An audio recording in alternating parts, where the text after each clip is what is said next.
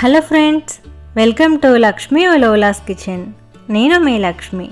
ఈరోజు వీడియోలో వినాయక చవితి ప్రసాదాలు ఎలా చేసుకోవాలో చూపిస్తున్నానండి. ఒకటే ప్రాసెస్తో 4 విధాలుగా ఈ విధంగా చేసుకోవచ్చు అనేది ఈజీగా అండ్ టేస్టీగా చూపిస్తున్నాను. మరి వీడియో చూసే ముందుగా ఖచ్చితంగా లైక్ చేసి మీ ఫ్రెండ్స్ కూడా షేర్ చేయండి. సో స్టార్ట్ చేద్దాం. ముందుగా స్టవ్ ఆన్ చేసి ప్యాన్ పెట్టుకోవాలండి. ఇందులో 1.5 కప్ వాటర్ వేసుకోవాలి. వాటర్ వేసుకున్న తర్వాత ఒక 1/2 టీ స్పూన్ సాల్ట్ కూడా యాడ్ చేసుకోవాలండి. మనం ఇలా సాల్ట్ వేసుకోవడం వల్ల కుడుములు అనేవి చప్పగా లేకుండా ఉంటాయి. అలాగే ఒక గంట ముందుగా నానబెట్టి ఉంచుకున్న 2 టేబుల్ స్పూన్లు పచ్చిశనగపప్పు కూడా యాడ్ చేసుకోవాలి. ఇలా శనగపప్పు ముందుగా నానబెట్టుకుంటే కనుక మనకి ఉడికేటప్పుడు చాలా త్వరగా ఉడికిపోతుంది. ఇప్పుడు ఒక 1/2 కప్పు పచ్చి కొబ్బరి తురుము కూడా వేసుకోవాలి.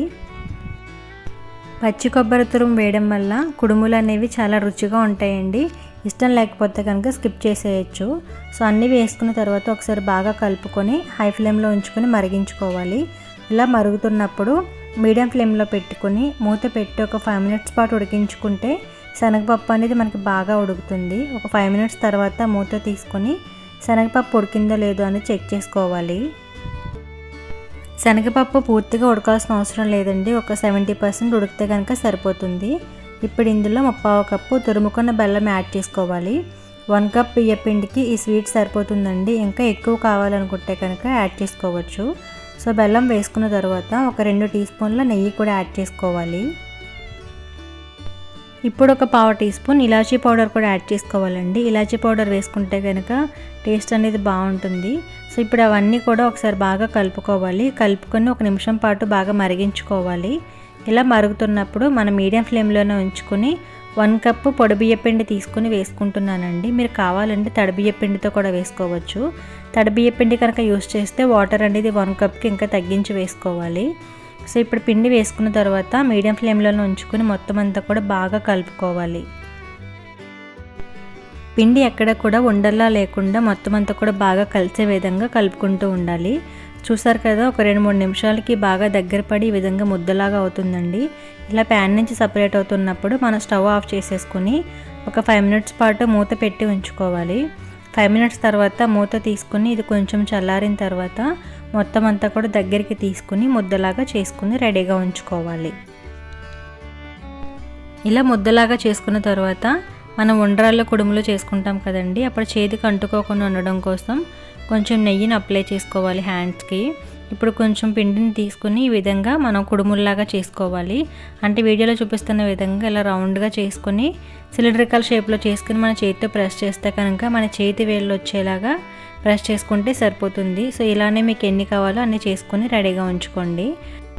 కుడుములు చేసుకున్న తర్వాత అదేవిధంగా మనం ఉండ్రాళ్ళు కూడా చేసుకుంటే కనుక మనకి ఇక్కడితో 2 ప్రసాదాలు రెడీ అయిపోతాయండి.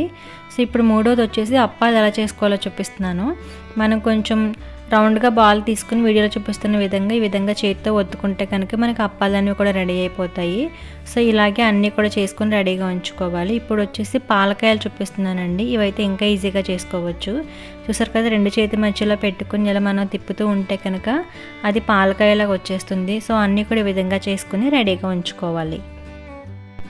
ఇప్పుడు వీటన్నింటినీ కూడా మనం ఆవిరికి ఉడికించుకోవాలండి. అందుకోసం ఇడ్లీ ప్లేట్ తీసుకొని దానికి కూడా గీ అనేది అప్లై చేసుకోవాలి. ఇలా అప్లై చేయడం వల్ల అవి ఆ ప్లేట్కి అంటుకోకుండా ఈజీగా వచ్చేస్తాయి. సో గీ అప్లై చేసుకున్న తర్వాత మనం అడుగుని పెట్టుకునే ప్లేట్లో అప్పాలు పెట్టుకోవాలి. అలాగే ఇంకొక ప్లేట్లో కుడుములు అనేవి పెట్టుకోవాలి. ఒకేసారి ఎక్కువగా కాకుండా కొంచెం గ్యాప్ ఉండేలా పెట్టుకుంటే కనుక బాగుంటుంది. ఇంకొక ప్లేట్లో కూడా ఉండ్రాళ్ళు అలాగే పాలకాయలు ఇవి 2 పెట్టుకున్నానండి. ఇప్పుడు మనం స్టవ్ ఆన్ చేసుకుని ఇడ్లీ కుక్కర్ పెట్టి అందులో వాటర్ వేసుకొని వేడి చేసుకోవాలి. వాటర్ వేడైన తర్వాత ఫస్ట్గా అప్పాల ప్లేట్ పెడుతున్నానండి. సో దానిపైన కుడుములు ఉన్నాయి కదా, ఆ ప్లేట్ పెట్టుకుంటున్నాను. దీనిపైన ఉండ్రాళ్ళు పెట్టుకుంటున్నాను.